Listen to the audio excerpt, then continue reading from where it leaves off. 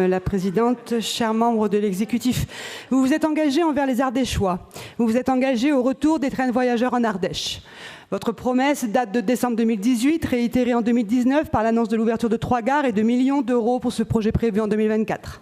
Enfin, l'Ardèche ne sera plus la grande oubliée du ferroviaire. Mais à l'heure de la concrétisation du projet, il faut bien avouer que le timing est quelque peu surprenant. La haute autorité environnementale demande une étude d'impact, ce qui repousserait le projet d'au moins 2 ans. Alors bon, une dérogation est tout à fait possible, comme l'a fait d'ailleurs la région Occitanie et comme l'a fait ou devrait le faire notre collectivité. Nous avons du mal à suivre.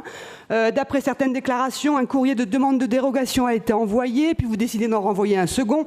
Bref, vu que nous sommes en notre qualité d'élus d'opposition les derniers informés, et ça aussi franchement c'est pénible, nous espérons la mobilisation pleine et entière de la région sur cette demande de dérogation.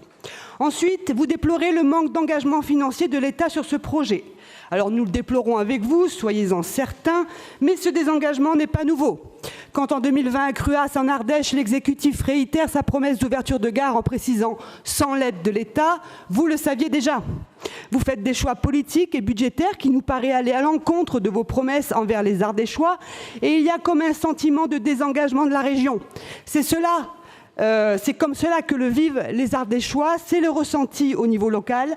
Aujourd'hui, vous souhaitez par ce rapport et un investissement massif permettre un choc de 30% supplémentaire d'offres TER dans notre région. Alors oui, bien sûr, mes chers membres de l'exécutif, avant de faire plus dans certains territoires, ne serait-il pas plus cohérent de garantir le minimum partout et permettre aux Ardéchois de retrouver l'accès à ce service public, compétence majeure de la région. Nous vous demandons donc de réaffirmer votre engagement pour l'Ardèche et le retour des trains de voyageurs. C'est l'objet de cet amendement que je vous demande d'approuver. Je vous remercie. Monsieur Aguilera.